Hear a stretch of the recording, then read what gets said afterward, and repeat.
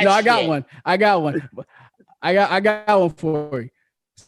So my mate, I know we're still gonna do more shitting on this, but when you compare the Zack Snyder cut versus the Joss Whedon cut, you can only polish a turd so much. This Snyder cut is a polished turd. You can wipe around the edges. You can spray a little water to keep moist. You can actually take away some of the residue on the side. But at the end of the day, a polished turd is still a turd. And that's what the Snyder cut is. It is just a polished turd.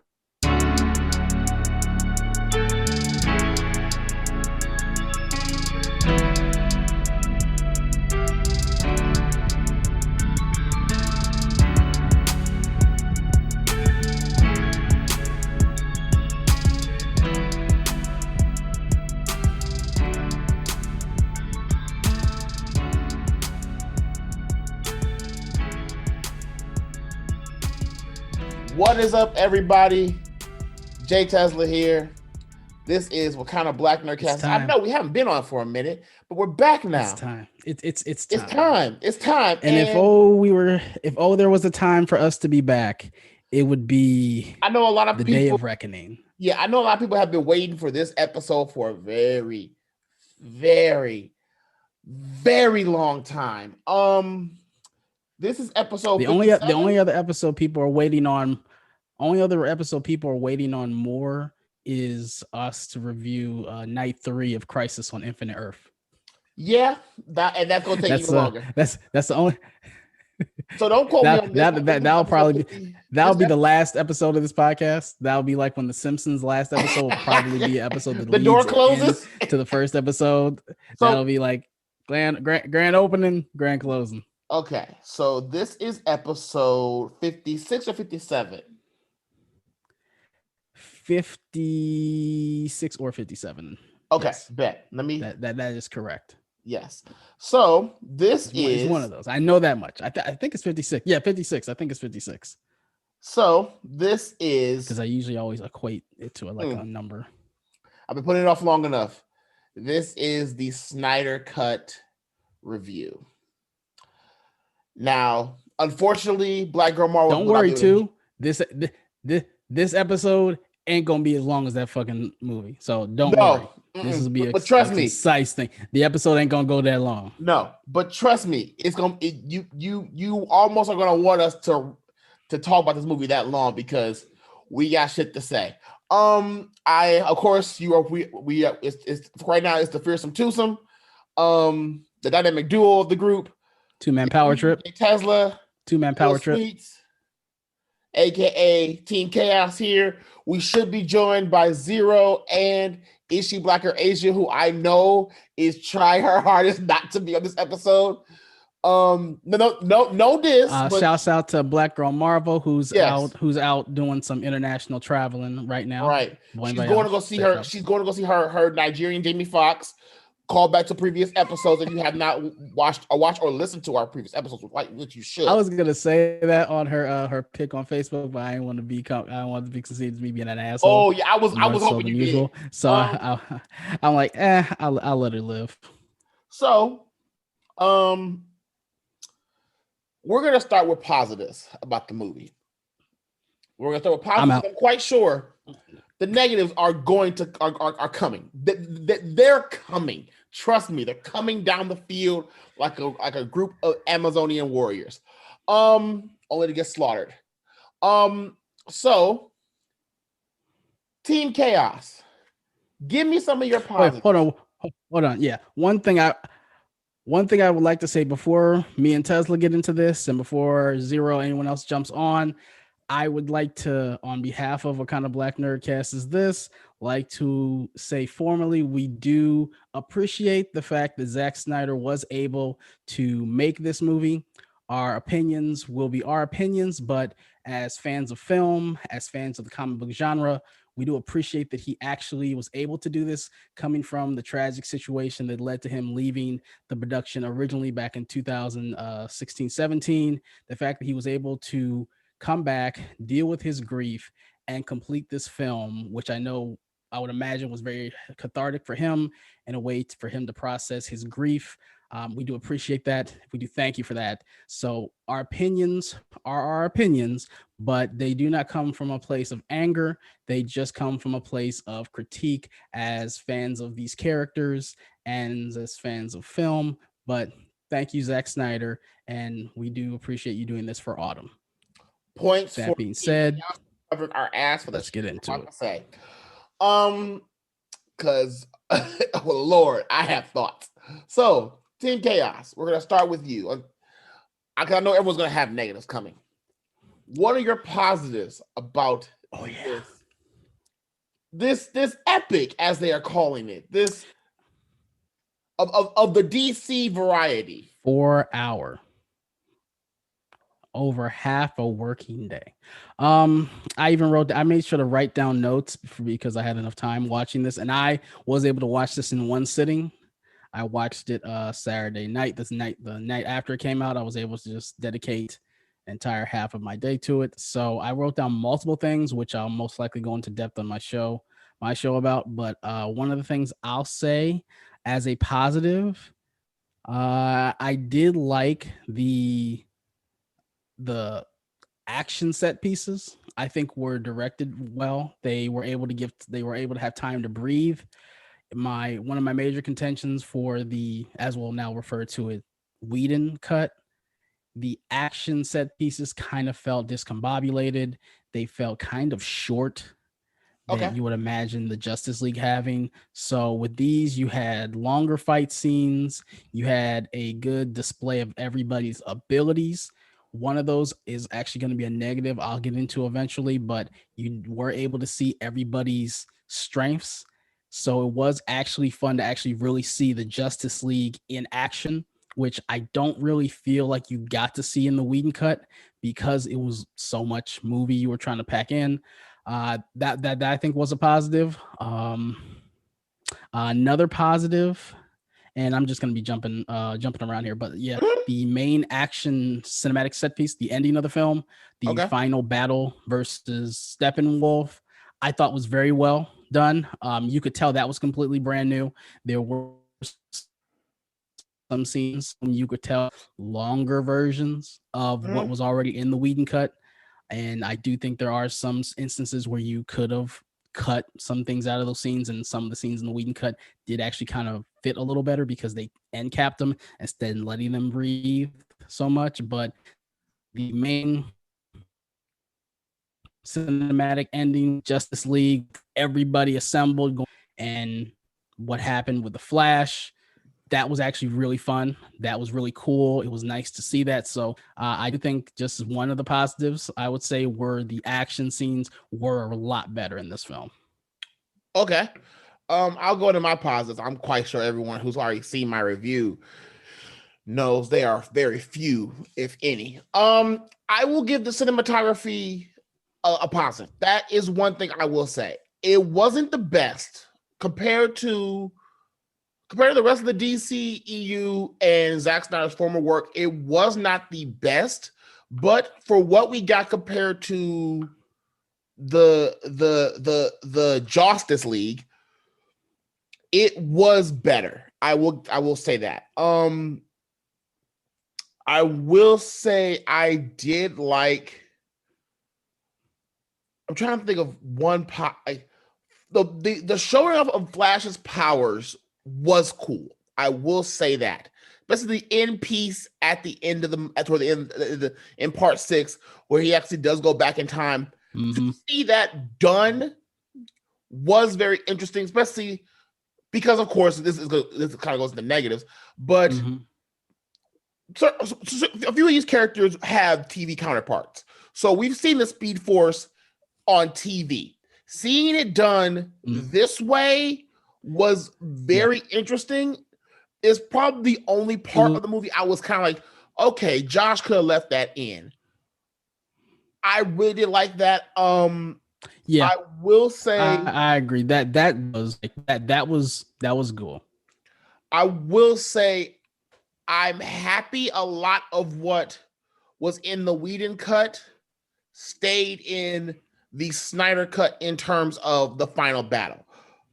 just from a standpoint of, like, I still think Batman driving the Batmobile while being chased by parademons, and then him doing a 360 while firing an assault rifle is kind of badass. I can't front that. That's the Batman fan of me is like, okay, that's some badass shit. I'm not gonna even front. That is and Alfred having more scenes. Alfred having more scenes was a joy. I think I can't remember the actor's name. It's blinked in my head like that. But I love him. Jeremy Irons. Jeremy Irons. If you don't know, he's the voice of Scar in the original Lion King movie, the only Lion King movie that matters. But I loved his dynamic with Bruce was better because we should see that from Alfred. Alfred should be that second voice in his head because it just should be. Like, if you know Batman comics, you know that a part of it, he has, like, Batman has multiple voices in his head. He has his father, his mother, he has his training from Ra's al Ghul, the League of Assassins, but he also has Alfred to bounce ideas off of. And you know Alfred has done more things that we don't know. I like that. But he's more like the moral sense, like, look, I'm not saying you shouldn't do this fucked up shit. I'm just saying let's do it this way. So that is probably the last thing I have. I agree, and that's one thing I did like. That is something that I enjoyed about this Ben Affleck version of Batman, because as much as I love the Christopher Nolan verse of Batman, one did not like is the fact that as a man in his mid-30s is letting Alfred, a man in these, still make him breakfast and still toady after him. That's really all I've liked about it, because to me it's kind of like, you don't need to have him do this anymore. Like, he is, on all intents and purposes, your parent. He's raised you longer than any other person. Your parents were only around for 8 years. Alfred's been with you for 30 some years. So that to me was always something I didn't really like. So the fact that they were not equals, but Alfred was his right-hand man, not his man that cleans up after his right hand, if that makes sense. So, like, I like the fact that Alfred is controlling the tunnel digger bat device that they had when they went down to the tunnel battle. Instead of it just being Batman there and something happens, Alfred is controlling that to help be his backup, which I think is something that they should do in the next version of Batman. Is he doesn't need to be his toting butler and clean up after his mess when he drops his clothes on the floor. He can be his right hand man because he's the person that's closest to him. One other thing I'll say that is a positive for me, I did have some positives. Another positive that I did have is it did explain how Aquaman got his mom's trident, which was a continuity error in the Joss Whedon version. Is the last thing you see with Aquaman, he's talking about how he doesn't want anything to do with Atlantis, yada yada yada.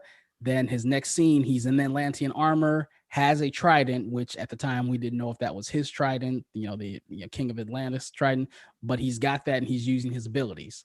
At least they were able to add in his scene with Willem Dafoe, where he does introduce himself, kind of does set up the plot of Aquaman, gives him the Atlantean armor, and gives him his mom's trident.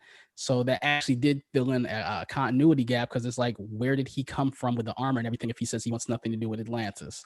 So that was a positive that actually did kind of fix that little plot hole. Okay.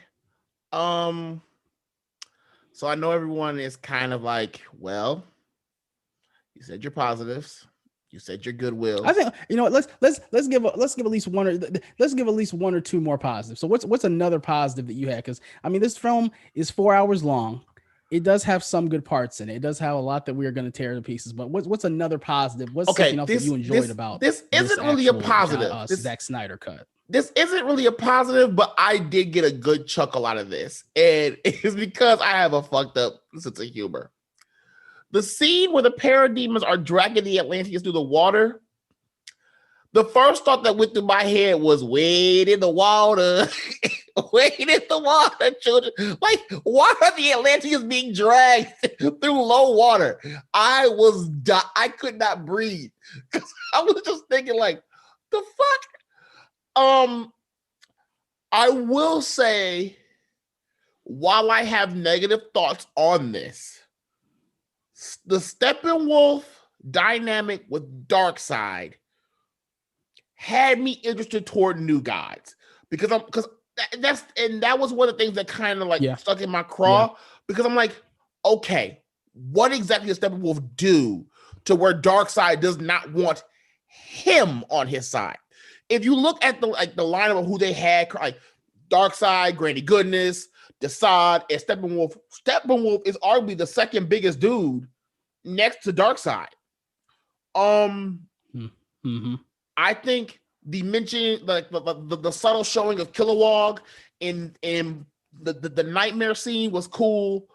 And I'll say the small mention of Ryan Choi, even though he didn't play a big role in the film, that was very cool. I liked his little bits in there, whatever, how he essentially played a role in the solving of how to beat Steppenwolf. That actually is one of my negatives because I don't like the fact that you introduced a new character in this film, the team up film, like that. That's gonna go into my negatives. That's one of my nitpick negatives. But it's like, okay, I will start the roundup of negatives. You have to set up the Justice League in this. Or I got one more positive. One more positive that I did like I say is the nightmare scene, the epilogue, last I guess the last true ending to the film. It did set up a very interesting, what would have been Justice League 3. For those of you that don't know, this 4-hour movie was really representative of his original cut of what he wanted to do in Justice League and parts of what he wanted to do in Justice League Part 2. The nightmare scene was the only original piece of a film that he actually filmed for this. Everything else was just what he was originally storyboarded. So that was something that he just came up with that he wanted to put in because he said he would feel like he did a disservice if he never had Batman and the Joker on screen together. I'm going to talk about the storyboard. It was cool as well. It was cool to see the Jared Leto Joker and the Ben Affleck Batman together, technically for the second time. I mean, they didn't actually interact in their one scene in Suicide Squad, but it was actually nice to finally see the Ben version of Batman with the Jared version of the Joker, which I really always wanted to see because they are such contrasting versions of each other that we've never really seen. We've never seen that hard ass. What up though?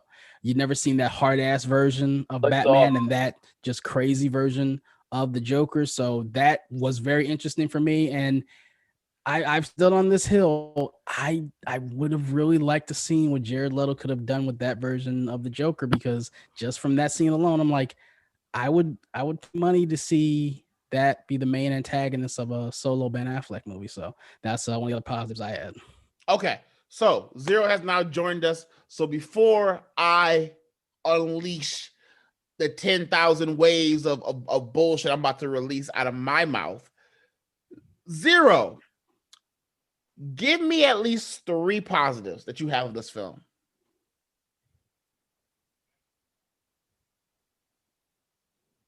So this is what I'm going to say. Might be long-winded, but this is what I'm going to say. All right. So I did not see Batman versus Superman, Dawn of Justice. I didn't see it until it came out on DVD. Oh, and shit. I only was able to see, I only chose to watch the director's cut, where it was the full extended version. So I didn't get to see all those flaws that everyone was talking about from that movie. Once I watched the movie and I was like, well, this is not the best movie, but it's not too bad. I went and read up and watched a lot of videos, and they were saying the differences between the two videos. And I understood why people did not like Batman versus Superman, which made me not really like Batman versus Superman, because it wasn't the best. And for you to say, well, we're going to give you the director's cut to, I guess, to fill in the holes that were left out of the movie originally theatrically, it's not a great film. So with that being said, that's my caveat walking into Justice League. I, like a sucker, went to the theater and saw the Justice League. Yeah. I could have saw Thor Ragnarok. I chose this. Yeah. Hi, my name is Mark. I went to watch the Justice League.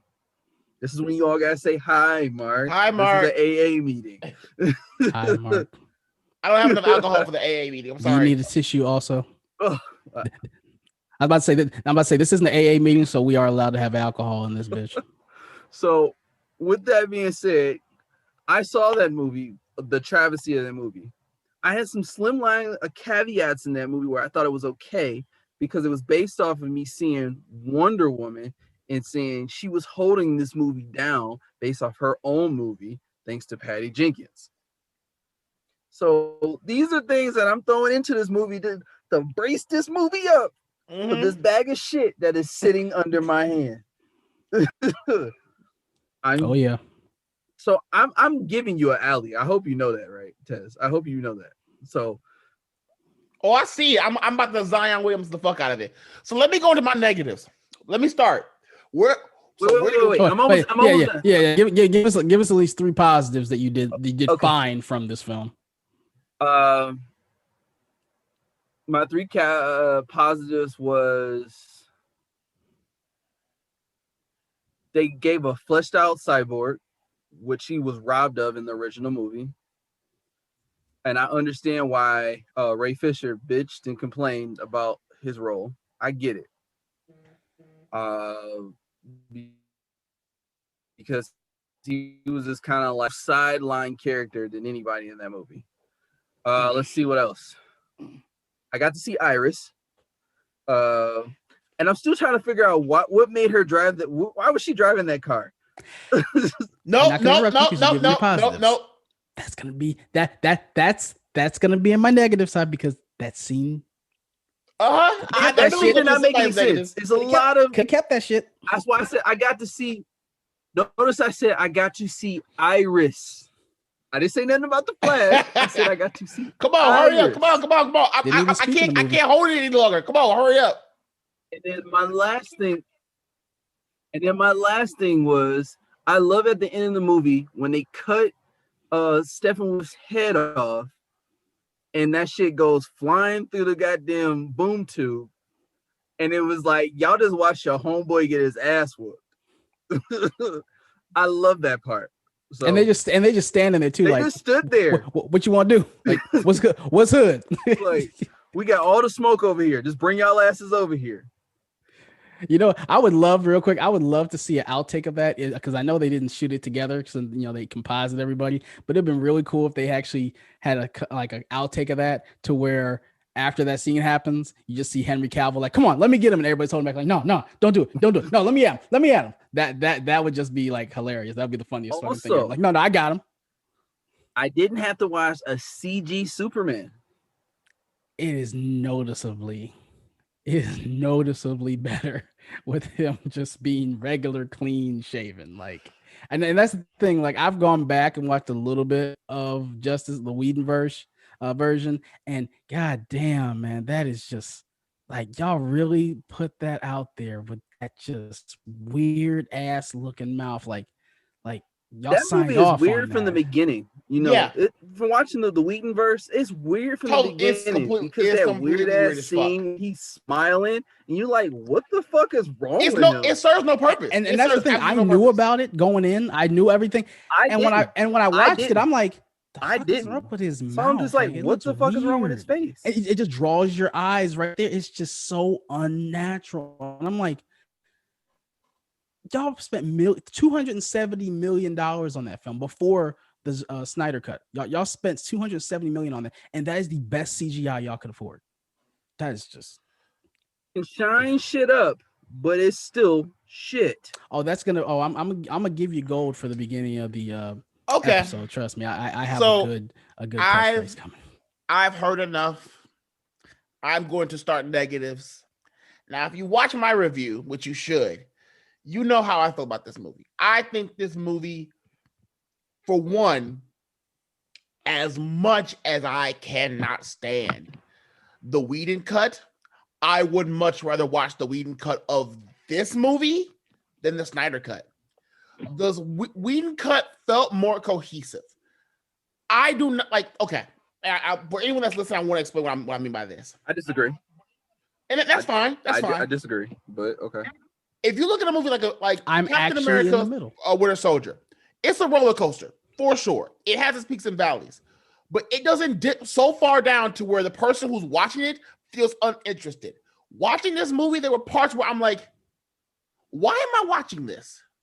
Then I remember, I have to review it in the podcast. Okay, cool. I'll keep watching it. And that question kept coming up, like, why am I watching this? And I want to say this right now. Snyder should never, and I mean ever, Chris Jericho style, ever do a superhero movie again. How do you, in one film, despite it being your vision, simultaneously ruin damn near every successful movie in your franchise? Here's what I mean by that. Aquaman and Wonder Woman were worthless in this film. Wonder Woman is a god. Aquaman has the power of a god by the end of Aquaman. We know this, right? Wonder Woman felt weaker in this film. Aquaman felt hella weak in this film.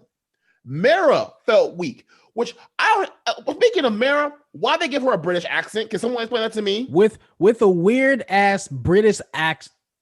And by the way, that's in my thing. By the way, like when she first started talking, I'm like, wait a second. Is she British? No, she's not. She's from Austin, fucking Texas.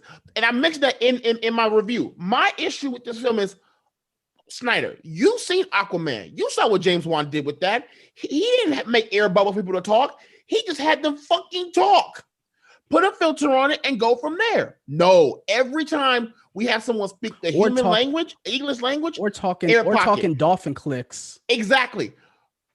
So there's that. Cyborg felt bland to me, and that's just my personal opinion, because as far as I'm concerned, you could remove Cyborg from this. Hold on. Let me jump in and give a couple on mine too. Okay, go right ahead. Let me jump in. I got tons for days. I know you gotta.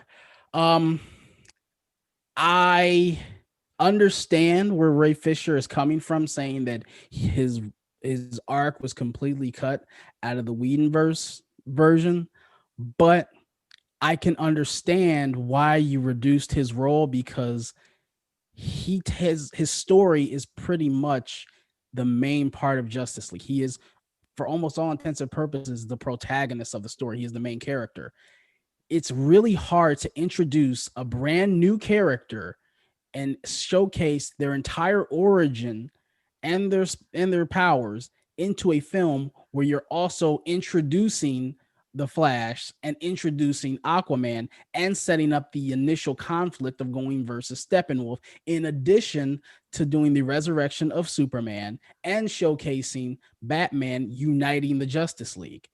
If you're trying to do that in a 2-hour film, some things are going to get cut.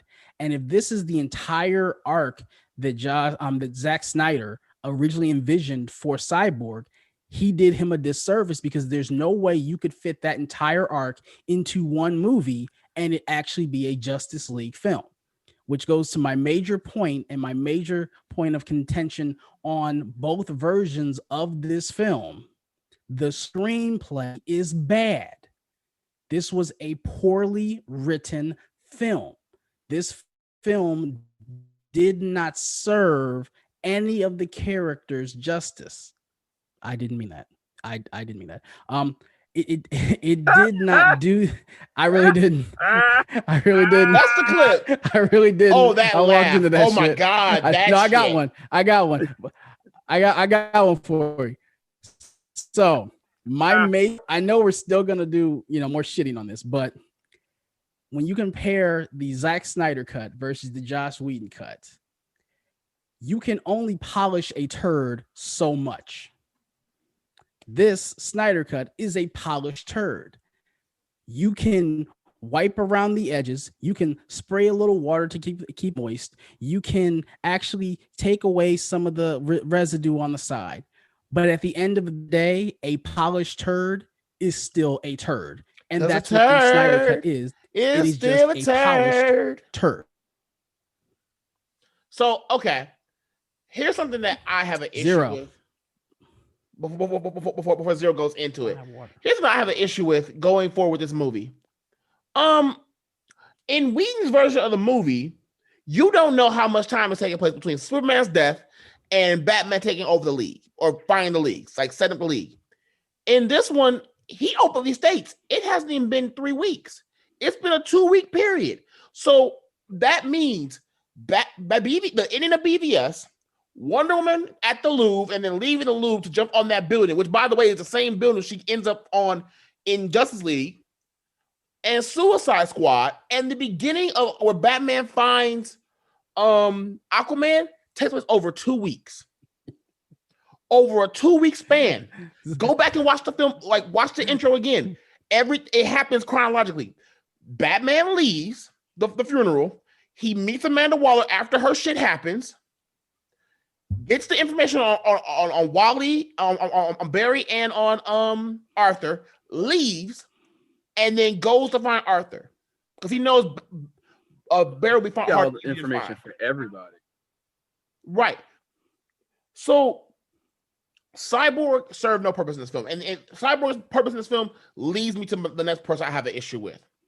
What was the fucking point of putting Martian Manhunter in this film? Martian Manhunter is arguably one of the best DC characters of all time, and you waste him on 2 fucking scenes where he's not even in a fight. Mind you, could have kept that shit. You tell us at the end of the film, Cyborg has to split apart the mother boxes, but he has to mentally invade into the mother boxes to break them apart. It's not as if we have a character that's an original member of the Justice League that can easily do it because he has mental powers. Oh, he happens to be from Mars. Are you kidding me? And then what's funny about that to me is he literally at the end of after everything happens, he just randomly comes to Bruce Wayne, and Bruce is like, "Okay, there's Martians now. All right, what's up?" And mind you, like, they don't know about the intellect equation. If you need me, I'm around. And it's like, motherfucker, where were you 2 days ago? Right. We could have used you. Oh, I don't know, 2 days ago when innocent were dying.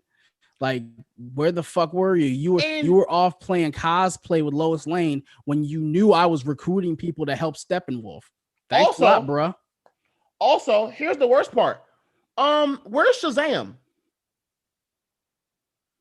Where was Shazam? Where was Black Adam? Where were any of these other characters that were a part of the DCU? None of them shown. We get a Green Lantern that's killed in 5 seconds flat. Cool. And then I am a big fan of villains. I love villains on Marvel and DC. Marvel did a better job of handling Thanos in 4 films than DC has done handling Darkseid. Why is Darkseid using a drop ship to go places? Why is Darkseid not flying? Why is Darkseid not using any of his powers? He's using a spear, mind you, that gets broken the first big fight he has, and then he gets axed by literally Ares. And basically becomes the Nate you Robinson. Mean to tell me Darkseid got his ass whooped so hard? Oh, this is. What were you saying, Zero? Do you mean to tell me Darkseid got his ass whooped so bad he forgot what planet the anti-life equation was on? That is when I saw that, I said, so bad. What? Or better yet, here's the part. So you was just running through all these planets and you know what planet it was? Here's the best part of that. The best part of that is the mother box thing. I remember when I took a bad loss. When I took a L, like a really bad L, I didn't forget where that L came from. Especially when it was one of the only ones you've ever had. You remember that. Especially when this is your prized possession that you want. You forgot where it's at? Oh no. Here's the worst part about that. The worst part about that is when they do the nightmare scene with Cyber where he's touching the panel in the ship, where he sees Darkseid kill Aquaman. At that point, if you watch that scene closely, Aquaman has the trident he has at the end of the Aquaman movie, meaning he's commander of the fucking sea. So you mean to tell me that Aquaman somehow lost in his house to a armless fucking Darkseid who got axed by Ares? Mind you, Ares got his ass by Wonder Woman. That is another part that I did not like about this, and it goes on to a greater issue we've talked about on this podcast that multiple people have talked about in essays and videos and stuff before, and that is the Superman problem. The Superman problem, for those that don't know, is if you have Superman, what do you need anyone else for? Superman is so powerful that once you introduce him into the story, it is just an innate thing to say, well, Superman can do it. And that is my issue with Justice League. The one part that really pissed me off about them redoing Superman is how powerful this Superman is not the same Superman from Man of Steel or BVS.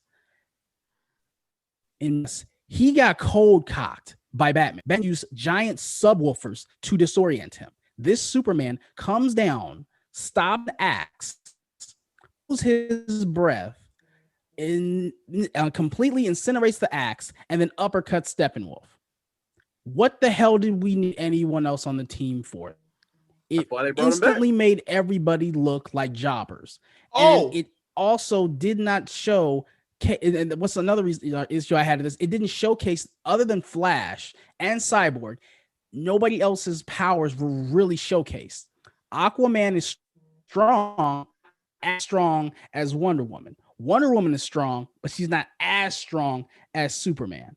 Okay, so what do I need Aquaman on the team for when I have somebody that's twice as strong as him? What do I initially need Flash for if he is the fastest man alive, but Superman is still just as fast as him because he can keep up with him in a fight? And when the Flash is running at his top speed, he can look. I said in the first movie, that was bullshit. And they made Superman too powerful. And I'm like, even real quick, even if you don't want to copy Marvel, which is fine, you could have, and there's that same argument to make about the Hulk. The Hulk is the strongest there is. He's so strong, what can hurt him? They did a good job of initially nerfing Hulk enough to where, yeah, he's strong, but Thor can kind of keep up with him in a fight. Iron Man can kind of keep up with him if he has the Hulkbuster armor for a little while, but he'll eventually get his ass whooped. He can still keep up with him enough to where it's not just a complete KO. With the Justice League, you don't have that. All you needed was Superman. So what the hell did I need everybody else for if he's just as fast as the Flash and he's stronger than Aquaman and Wonder Woman combined? And mind you, Superman, and that's what it felt like. That's really what it felt like. And mind you, the guy playing Superman is arguably the second best actor on the team. He has less lines in this film than he did in Whedon's version. Yeah, he has less lines. Why did you know? What, Snyder? I understand this was your vision, but why did you take the line away from him when he meets Batman? He says, "You won't let me live. You won't let me die." That's a perfect line for that. There's a scene, but there's a scene that pisses me off. There are two scenes that piss me off going into that final act. The first scene it involves the mother box. In the original movie, Wonder Woman disagrees with the team because we was like, okay, this doesn't set some continuity for 84. If you watch 84 and then watch this, like, oh, that makes sense because she didn't want to bring him back because she knows what it's like to bring someone back from the dead, and it never works out the way you wanted to. Plus, this movie is set 2 weeks after BVS, and we saw last time Uncle was brought back from the dead, we saw what the fuck happened to him. But that's one thing. Number two, and this is the part that I can, as a DC fan, piss me off to no end. The Flash, Barry Allen, is the second fastest metahuman in DC history. No doubt about it. Wally's the only person faster than him.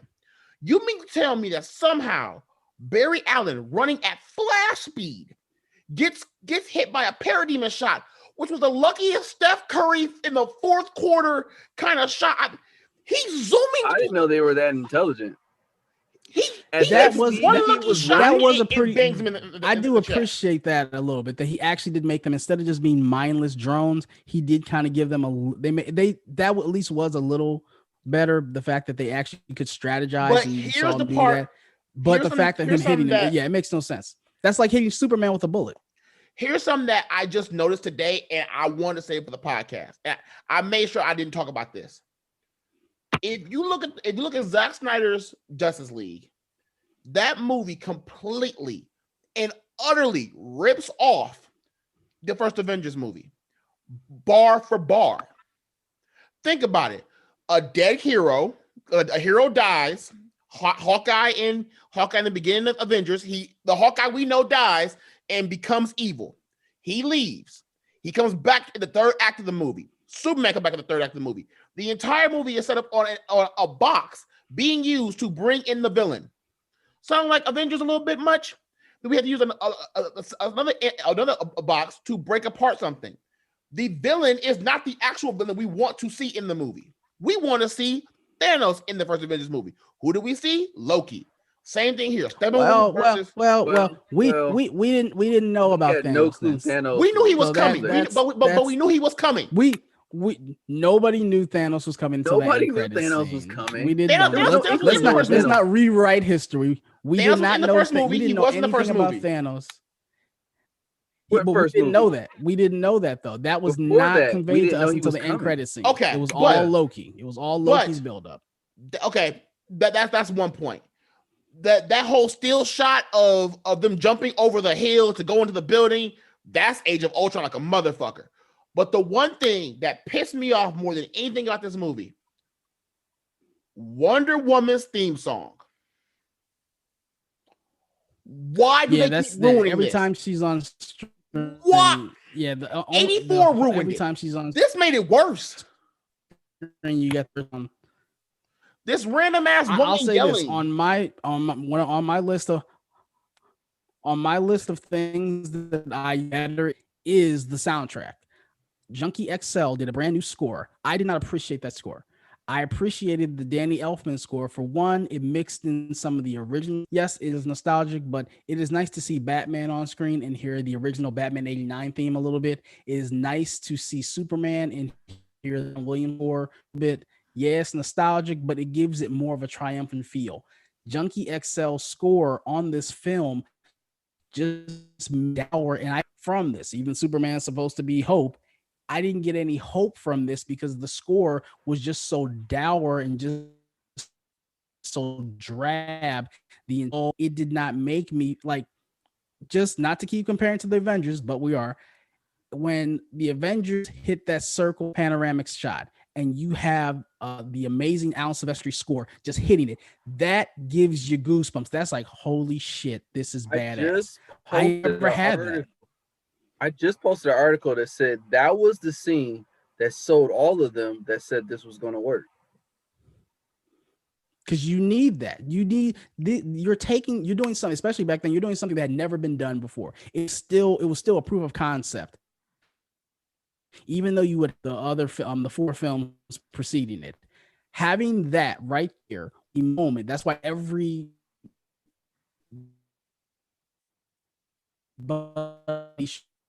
shows, even Rush show that shot, it is just, it lets you know that heroic moment in Justice League in either. So probably about 10. So okay, I have a zero. What is your biggest contention on this film? Yeah, go ahead, because I didn't get to talk about your contentions. I think so.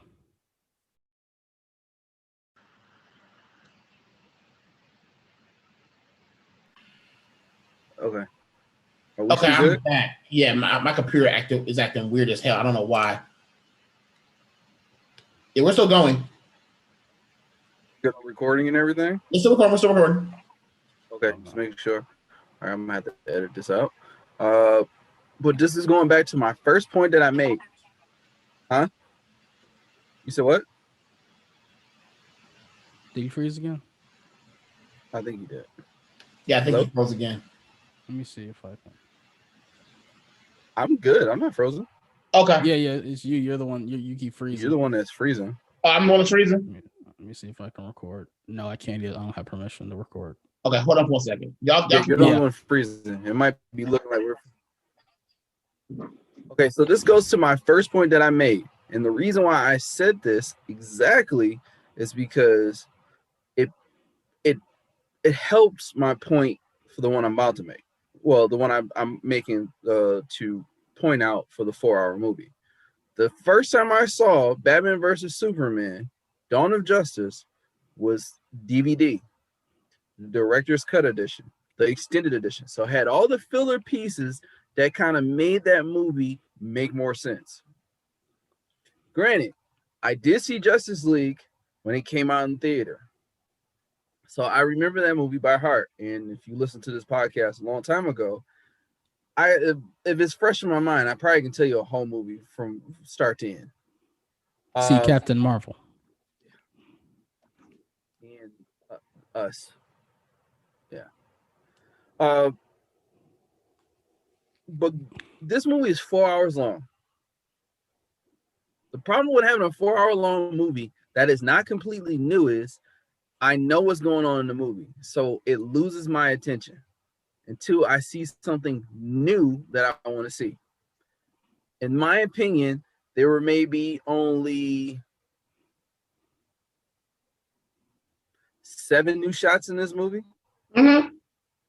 Not counting the nightmare scene, yeah. Yeah, not counting the nightmare scene. By the way, and when we got to the end of the movie, go ahead. Did you know that Star was in this movie? Yeah, I didn't realize it until I saw Easter egg video, and I'm like, that's still kind of a lame. And that pissed me off. I'm like, when Starro, the original villain of the Justice League, the star that gets on their face, when Steppenwolf's trying to get the information out of people, and he puts that little thing on their face that shows the hologram of what they know, that is supposedly a Starro Easter egg, and I'm like, that's a lame ass Easter egg. That was a spider. What the fuck? That Star was a starfish. I know. Okay. No, so that's his version of Starro. Okay, so going back to what I'm saying, it's maybe about 7 brand new scenes. Of course, you get the full in-depth story of, well, full and detailed story of Cyborg, which they, in my opinion, some of y'all might not like it, some of y'all do like it. Also, I'm always supporting black actors, but it changed from Whedon's verse to Snyderverse. It completely changed his character. He wasn't the same character in the 2 movies. He was 2 different characters. He was fleshed out. I guess he had more of he had less self-pity in the Snyderverse versus the Whedonverse. Because I remember the scene shot for shot when he's talking to Diana on the street. He was in a self-pity mode and he had like the hoodie on and covered. He was kind of hiding on the street, turned all the lights out. But in the Snyderverse, he was full Cyborg out, no hoodie on or nothing. He had a book bag on because he was about to go bury the fucking the box, the mother box, and he was comfortable with himself. So those made 2 differences. But the biggest thing is this movie is 4 hours long. After some point, I didn't want to watch it. IGN also added it up. Of this 4-hour and 3-minute movie, 27 minutes and like 40 seconds are slow motion, which I called last year in one of our early podcasts. I'm like, this movie is going to have way too much slow-mo because that is a Zack Snyder staple. 27 minutes of slow motion. That is over an episode of Seinfeld. An episode of Seinfeld is 21 to 23 minutes. So you're telling me an entire episode of Seinfeld plus the first, plus with commercials and leaning into the next show of just slow-mo. And one of the dumbest fucking scenes I've ever seen in any film, when Arthur again outs Batman, just says he's Batman in front of a bunch of random people and they understand English. So I never got that. That was just a fucking dick move. Goes back into the water. Them women just singing for like a minute.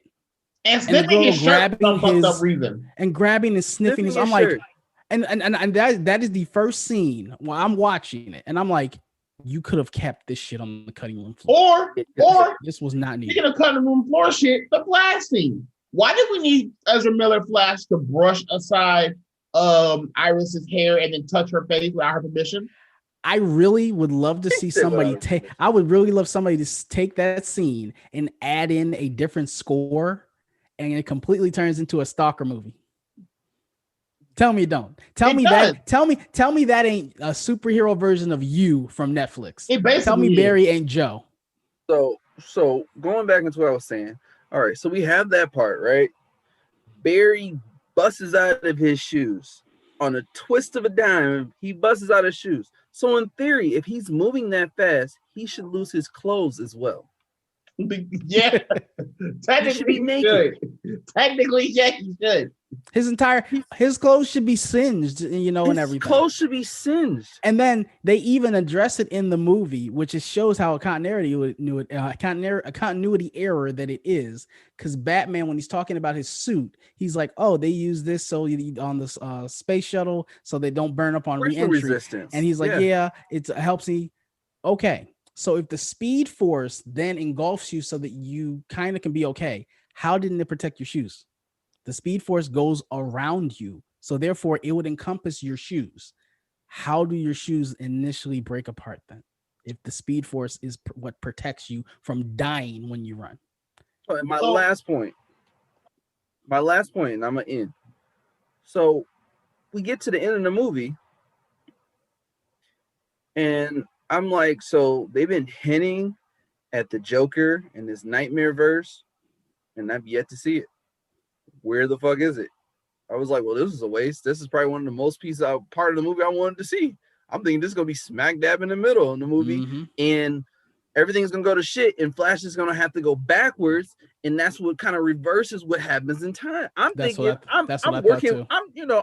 for the movie. Like, well, giving it credit it don't deserve. Right. It was probably like 3 hours in, and I'm thinking that I'm like, wait, where's the Joker? Oh yeah, okay, that's what they're gonna do. That'll be smart. Shit gonna happen. Barry fucks up time, and what happens?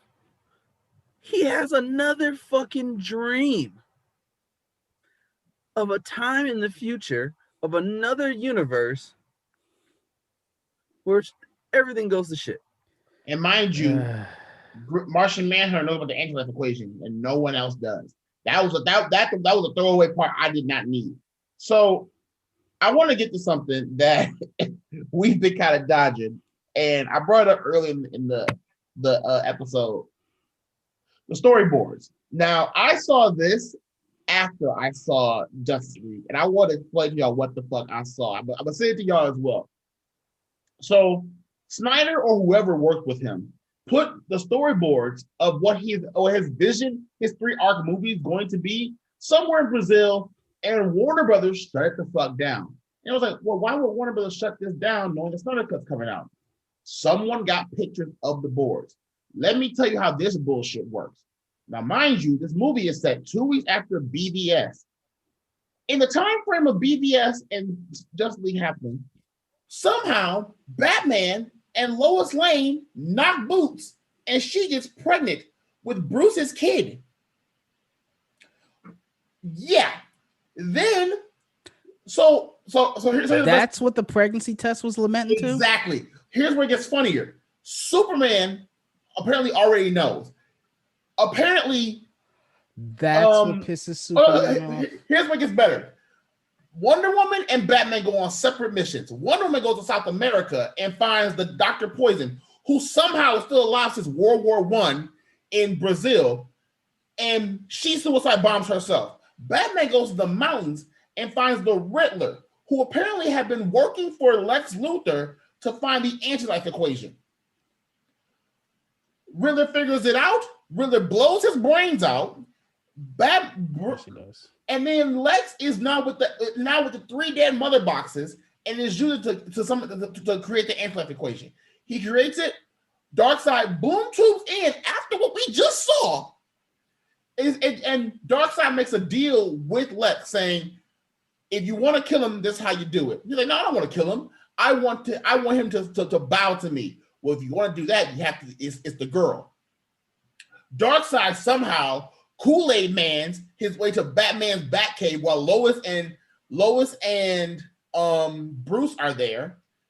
He kills Lois. That might be one of the greatest things I've ever heard. Ever heard. He kills Lois. Superman comes in. Darkseid used the anti-life equation on Superman, and he goes evil. He then systematically kills every member of the league. So Diana gets killed by Bruce. No. Diana gets killed by Superman. Everyone else does. Mind you, also, this is the funniest part of this shit. Diana can't remember how to get back the Themyscira. So that her holding the arrow at the end of this movie, she can't remember how to get back the Themyscira. So the Amazon we see in 84 tells her the way you can do it is by wrapping the lasso of truth around your arm and making yourself remember. She remembers, and she has a nightmare scene where she kills Superman.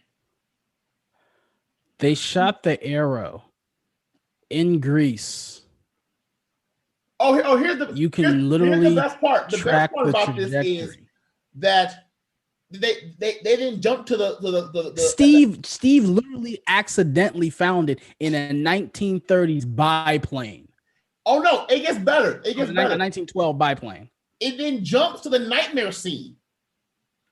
Essentially, they have to go steal the mother boxes and then figure out what and to create a machine that so Flash can run back in time.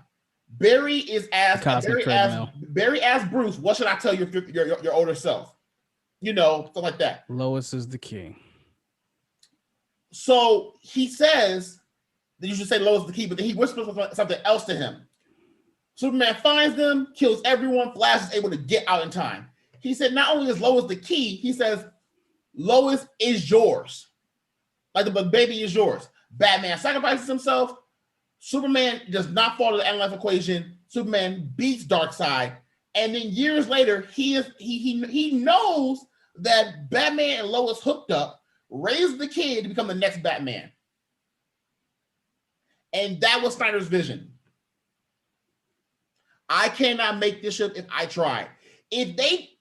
Thank God for Walter Hamada and the rest of them over at DC and Warner Brothers. Because had they allowed this shit to happen, I would quit the podcast. Because there's no way in the fuck I would cover this. This is the also, mind you, there is another version of this rumored, a quote-unquote gray version, which has the extra scenes of Jared Leto's Joker when he has that Jesus crown on from those publicity photos we saw. So there's apparently even more stuff that we didn't see. How you have a 4-hour and 3-minute movie and still don't put everything in.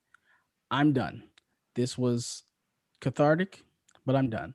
Tesla, why don't we do our social media so we can get the hell out of here so I can wipe this out of my dog, I've been waiting weeks to talk about this movie because I told everyone this. I put it off. I'm doing it on my own episode of my show because I know I want to keep it short and succinct. I know I'll ramble. This is for everyone that calls this movie the masterpiece, and it's not. So I don't. Well, let's do everyone's social. So Kayos, can you give me your socials real quick? You can find me everywhere pretty much as Team Kayos, Kayos. You can find me on Facebook, Team Kayos, YouTube. Please like, share, subscribe, Team Kayos. You can find me on Instagram and Twitter, Team Kayos. Also, you can find my podcast, A World of Chaos, on Apple, Anchor, Spotify, Google, Bleaker, and Pocket Cast. Okay. And part of the Wakinda BlackNerd cast of this page on Facebook. Yes. And speaking of that, I know Zero went away for a second, but you can follow him everywhere at Red Bearded Gent on Facebook, on Instagram and Twitter. On Facebook, it is Mark McKinney, I believe. Yes. McKinney. And then Blacklist Gamers on Twitch. I believe he's starting that back up. His podcast will eventually be coming. We don't know when, but hopefully it's not as long as SnyderCut. You can follow the girls, La and Lou. We miss both of them very much. You can follow them on Full Cup of Lou, a full cup with La and Lou. I've been calling it Lao for the longest time. You can find a Full Cup of Lao or a cup of La and Lou. You can find them on YouTube, Anchor, everywhere you get a podcast, on Instagram, Facebook, and Twitter. Black Girl Marvel everywhere. And Is She Black or Asian? AZN on Instagram, Twitter, I believe Snap. If she has a Snap, I don't know. You can follow me at JayTezla on Facebook, Instagram, and Twitter at JayTezla. JayTezla the Great on TikTok. I did a funny ass TikTok regarding this movie. That's funny as fuck. JayTezla.bandcamp.com, sportsbyJayTezla.wordpress.com, JayTezlaNirvana.wordpress.com, Twitch.tv/JayTezla, and YouTube JayTezla, where I did a review for this movie, where I want to say this right now, I had the Sorry Miss Jackson as the intro for a reason, because it felt like a funeral for this movie. So yeah, I gave your socials out already, Zero. So if you want to give more out. Oh, my rating for this, 2 thumbs down. I'm gonna be nice. What you were talking about was so crazy. My computer shut down. It has a bullshit detector about Superman raising the child after Batman. That's when it went out. Even the computer's like, nah. I'm gonna send you the pictures after. It's the funny. I read that like he has to be smoking something. Like, no. But that has, and then it was real quick, and then it was kind of lazy too, because the scene where they show Darkseid and he's holding Superman's holding Lois's dead body, that's just a recomposite of the scene from Man of Steel after he snaps Zod's head. I legitimately thought he cheated. Because if you watch it, you can tell Henry Cavill's hair is differently, and you can tell he actually does look a lot younger. So you just really copied your own old movie. Oh no, he did it multiple times. That whole Steppenwolf and Steppenwolf slamming the ground, creating the symbol. That's a shot for shot remake of the shot before with Darkseid doing just a different color grade. So this has been another episode of Wakinda BlackNerd Test. Oh, go ahead. And last thing, the thing I don't like about Zack Snyder, he assumes you know the comics. I was explaining this movie to somebody, and I had to tell them what happened in the comic first, and they asked me, they're like, well, if I didn't know that from the comics, how was I supposed to know that? And that is mainly because of the black suit. The black suit is for us who know of the death of Superman, who know that he takes that suit and it's a healing suit, and we know the story behind it. In the movie, he just picks the black suit. Just picks it. That's confusing as fuck, because I don't want to wear red, white, and blue. I'm picking the black. But I'm confused. Wasn't Zor-El wearing a black too? He was. No, he had like kind of like that with kind of like the Kryptonian armor and stuff. But it's like I'm just wearing black now. They made such a big point of this suit being a part of my movie, but now I just wear black. I just wear black suit. Here's my confusion about that black suit. We see that in the final shot, the final battle. We see that when he opens his shirt and he shows the black suit. We even see during the nightmare scene where Darkseid takes him over. I know what you're about to say. Why in the nightmare scene is he wearing the red and blue suit? What was the purpose? No. Why is he then re-wearing the red and blue suit only a week later when he goes to visit Billy Batson in high school?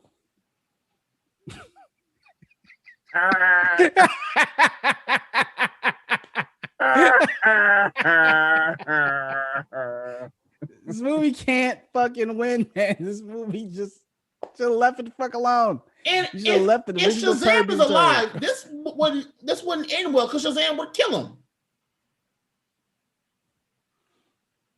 He's somebody I would think Batman would want on his team, since he's running a ragtag group of people. I'm thinking the dude that his powers are one of his weaknesses. You want him on your motherfucking team. I don't ever want to hear DC can compete with Marvel ever again. For anyone out there saying this movie's a masterpiece, I need you to have your head checked. Something you might have long-term of COVID. Anybody saying that? Anybody that's saying that, Thor: The Dark World must be their favorite Marvel film. You know what's sad? I would rather watch Thor: The Dark World. I laughed more. Even unintentionally, I laughed. It was more. It had the more comedy. The comedy. Outside of the Flash motorboating Wonder Woman, which was just inappropriate, the comedy was better in the Joss Whedon version. I actually enjoyed seeing Superman and the Flash race. That was one of my favorite parts of the whole fucking movie. But thank you, everybody. Yeah, let's sign off. So I will sign off. Thank you all for joining us for this episode. Yeah, if you want to watch the Snyder Cut, go watch the Snyder Cut. But please come listen to this first. Go watch the Snyder Cut. See you guys next time. Until then, nerd responsible.